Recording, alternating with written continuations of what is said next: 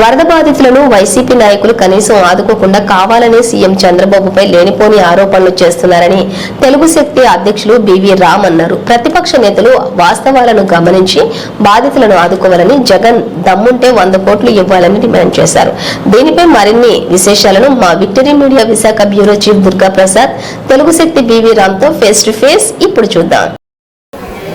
ఇటీవలే ఏపీలో భారీగా కురిసిన వరదల వల్ల విజయవాడ ప్రాంతం ఉండగా అతలకుతలం అయింది. అయితే వర్షాలు స్టార్ట్ అయిన దగ్గర నుంచి కూడా ప్రజల సౌకర్యార్థం లేదా ప్రజల సురక్షిత ప్రాంతం తరలించేందుకు ముఖ్యమంత్రి నారా చంద్రబాబు నాయుడు తీవ్ర కసరత్తు చేస్తున్నారు. అధికారులు కూడా పరుగులెత్తిన పరిస్థితి కనిపిస్తుంది. అర్ధరాత్రి అయినా కూడా ప్రజల క్షేమం కోసం ఆయన తీవ్రంగా కృషి చేసిన పరిస్థితుల్లో మరోవైపు ప్రతిపక్షం అయితే దీన్ని రాజకీయం చేస్తుంది. దీనిపై మనతో మాట్లాడేందుకు తెలుగు శక్తి నాయకుడు బివి రామ్ అంతా పాటు ఉన్నారు. సార్ రామ్ గారు చెప్పండి, ఎట్లయితే తీవ్ర వరదల వల్ల చాలా అతకతుల పరిస్థితి కల్పిస్తుంది విజయవాడ మొత్తం కూడా. అయితే ప్రతిపక్ష నాయకులు దీన్ని రాజకీయం చేస్తున్నారు. చంద్రబాబు గారికి సంబంధించి కానీ లేకపోతే పవన్ కళ్యాణ్ దీన్ని పాల్గొంటలేదు. దీన్ని ఏ విధంగా చూస్తారు సార్? నిజంగా ప్రతిపక్ష హోదా లేని ప్రతిపక్ష నాయకుడిని చెప్పుకునే జగన్మోహన్ రెడ్డికి సమరాజకీయాలు చేస్తున్నారు. డెఫినెట్గా మనం చూసాం. ఆయన ముఖ్యమంత్రిగా ఉన్నప్పుడు ఎక్కడికైనా వెళ్ళాలంటే పరదాలు కట్టుకొని చెట్లు నరుక్కొని అంత దౌర్భాగ్యస్థితులైన వ్యక్తి వేళ చంద్రబాబు నాయుడు ప్రతి ఇంటి పెద్ద కొడుకు మాదిరిగా రాత్రనగా పగలనగా కష్టపడుతూ ప్రజలను కాపాడడం సంకల్పం చేస్తున్నారు. ఈవేళ ఆయన నిద్రపోవడం కూడా మానేసి 24 అవర్స్ ఇదే దృష్టితో పనిచేస్తున్నారు. నిజంగా ప్రతిపక్ష హోదా లేని జగన్ మాట్లాడి చాలా విడ్డూరంగా ఉంది.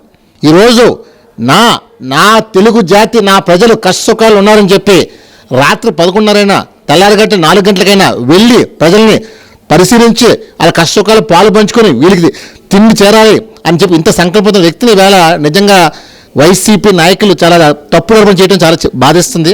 అంటే పదవి కోసం ఎంత సమరాజకీయాలు చేస్తారని చెప్తే ఉదాహరణ వైఎస్ఆర్సీపీ పార్టీ.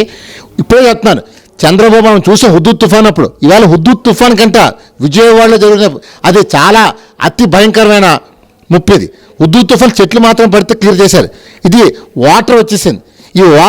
ఈ డిజాస్టర్ మేనేజ్మెంట్లో చంద్రబాబు గారు మించిన నేత ఈ దేశంలో లేరు. ఈవేళ ఆయన ఉంటున్నారు కాబట్టి ప్రజలకి ఆహారం కానీ నీరు కానీ అన్ని టైం చేరుతున్నాయి. అందువల్ల చంద్రబాబు నాయుడు గారు ప్రజల కోసం తన ప్రాణాన్ని ఇస్తారు తప్ప జగన్మోహన్ రెడ్డి గారు దాచుకుందాం, దండుకుందాం, దోచుకుందాం, పెంచుకుందాం, పోకలాడదాం ఇలాంటి తెలియదు. ఆయన ఎంతసేపు నా తెలుగు జాతి బాగుండాలి, నా జాతి కోసం, నా తెలుగు ప్రజల కోసం నేను ఏమైనా చేస్తాను ముందుకు వస్తే తప్ప పదవులు ఆయన ముఖ్యం కాదు. పదవి ఉన్నా లేకపోయినా ఆయన ఎప్పుడు ప్రతి ఇంటికి పెద్ద కొడుకుగానే ఉంటాయి తప్ప పెద్ద కొడుకుగానే అన్ని పనులు చేసి మనం చేస్తున్నాం. చంద్రబాబు నాయుడు గారు ఇంటిని డైవర్ట్ చేయడం కోసం వాటర్ డైవర్ట్ చేయడం జరిగింది. దానివల్లే విజయవాడ నగరంలో వాటర్ రావడం చెప్పేసి జగన్మోహన్ మాట్లాడి దీని మీద ఏం చెప్తారు సార్? అమరావతి రాజధాని మునిగిపోద్ది అని చెప్పి గడిచిన 4 సంవత్సరాలు జగన్మోహన్ రెడ్డి ప్రచారం చేశారు. కానీ ఈరోజు ఒక్క చొక్క నీరు కూడా అమరావతి రాజధాని రాలేదు. చంద్రబాబు ఇల్లు మునగలేదు. మొదలు కూడా కేవలం ఈ వైసీపీ తప్పుడు డైవర్షన్ చేసి ప్రజల్ని తప్పుడు ఆరోపణలు చేసి చంద్రబాబు తప్పుడు ఆలోచన చేయాలని చెప్పి చూస్తున్నారు తప్ప ఇది కాదు. ఇవాళ అడుగుతున్నాను, అమరావతి రాజధానిలో ఒక చొక్క నీరు కూడా లేదు. మరి ఆ రాజధాని సరికాదు అని చెప్పిన జగన్మోహన్ రెడ్డి దీనిపైన ఏ సమస్యతో అడుగుతున్నాను. అందువల్ల నీ నీచ రాజకీయాలు ఇంక చల్లవింకా ప్రజలు చీకొట్టేశారు. డెఫినెట్గా వైసీపీ పార్టీ త్వరలో ఖాళీ అయిపోతుంది. మీ ఎమ్మెల్యేలు ఎమ్మెల్సీలు బయటకు వచ్చేస్తారు, ఎంపీలు బయటకు వచ్చేస్తారు. సో నీ పార్టీకే దిక్కు ముక్కు లేని వ్యక్తి నువ్వు జగన్మోహన్ రెడ్డి మాట్లాడే అర్హత నీకు లేదు. త్వరలోనే శాశ్వతంగా నువ్వు జైలుపోయి నీ జీవితం అంతా నువ్వు చచ్చేదాకా జైల్లో మనం చేస్తాను. అందువల్ల ప్రజలారా దయచేసి జగన్మోహన్ రెడ్డి మాటలు నమ్మకనే పెద్ద కొడుకుగా చంద్రబాబు చేసుకుంటున్నారు. డెఫినెట్గా మీ అందరి క్షేమం ఆయన చూసే వ్యక్తి. ఈవేళ నిజంగానే ఆరోగ్యం ఈ వయసులో కూడా నిద్రపోకుండా మీకోసం శ్రమిస్తున్నారు. ఇలాంటి వ్యక్తి మన మధ్య ఉంటే మన అదృష్టం. డెఫినెట్గా అందరికీ న్యాయం చేసే వ్యక్తి చంద్రబాబు చేస్తున్నాను. ఫైనల్గా చెప్పండి, పవన్ కళ్యాణ్ డిప్యూటీ సీఎం హోదాలో ఉండి కూడా ఆ ప్రాంతాన్ని ఇప్పటి వరకు పరిశీలించి చెప్పి వైసీపీ సోషల్ మీడియా దగ్గర కానీ వైసీపీ నాయకులు దీన్ని విమర్శలు చేస్తున్నారు. దీని మీరు చెప్తారు ఇది చాలా తప్పండి.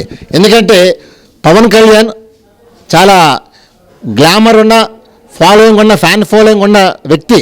ఇవాళ ఆయన వస్తే ప్రజలు ఎక్కడ అలకలం చేస్తారు, డైవర్ట్ అవుతాయని చెప్పి ఒక పెద్ద మనసుతో రాలేదు తప్ప దీని జగన్మోహన్ రెడ్డి ఏదో పవన్ కళ్యాణ్ రాలే కాదు. ఆయన వస్తే ఎందుకంటే అభిమానుల సంఘాలు అభిమానులు వచ్చేసి డిస్టర్బ్ అవుతుంది, వాతావరణం కొల్యూట్ అవుతుంది. ఈ ఉద్దేశం 6 కోట్లు ఇచ్చారు. మరి జగన్మోహన్ ఎంత ఇచ్చావు? 1000 కోట్లు దోచుకోడు, 100 కోట్లు ఇవ్వలేకపోయావు. అందువల్ల పవన్ కళ్యాణ్ తన సినిమాలు మానుకోవడం కూడా ఇవాళ 6 కోట్లు ఇచ్చారు. అందువల్ల పవన్ కళ్యాణ్ ఆయన డిజాస్టర్ మేనేజ్మెంట్ పరిశీలిస్తున్నారు, చేస్తున్నారు. అందువల్ల పవన్ కళ్యాణ్ రాకపోవటం ఇంకో కాదు, వస్తే ఎక్కడ ప్రజలు డిస్టర్బ్ అవుతారు అనే ఏకైక దాంతో రాలేదు తప్ప ప్రజలకి అన్ని విధాలుగా పంచాయతీలో డబ్బు అందాలని చెప్పి తన ఇచ్చిన డబ్బుని ప్రతి పంచాయతీ ₹1,00,000 అని చెప్పారు. నిజంగా జగన్మోహన్ రెడ్డి నిజంగా నీకు దమ్ముంటే 100 కోట్లు ఇమ్మని డిమాండ్ చేస్తున్నాను, అప్పుడు మాట్లాడు. చూస్తున్నాం కదా, ముఖ్యమంత్రి నారా చంద్రబాబు నాయుడు చేసిన అభివృద్ధి పనులు నచ్చగా వైసీపీ బురద రాజకీయం చేస్తుంది. మరోవైపు హుదూదు లాంటి టైంలోనే విశాఖని అతలకుతల పరిస్థితుల్లోనే నార్మల్ స్టేజ్కి తీసుకొచ్చిన నాయకుడు నారా చంద్రబాబు నాయుడు. అదేవిధంగా ఇప్పుడు విజయవాడ కూడా 5 రోజుల్లోనే రూపురేఖలు మార్చుకునే పరిస్థితి కనిపిస్తుంది. సహాయ చర్యలు అర్ధరాత్రి అయినా కూడా చంద్రబాబు నాయుడు ప్రతి నగర కాలనీ కూడా ప్రత్యేకంగా పర్యవేక్షించి అధికారులు పరుగులు పెట్టిన పరిస్థితుల్లో కావాలనే వైసీపీ నాయకులు వరదలతో మనతో పాటు బీవీ అని చెప్తున్నారు. Camera person Ganesh Durgaprasad, victory Media, Visakha నుండి.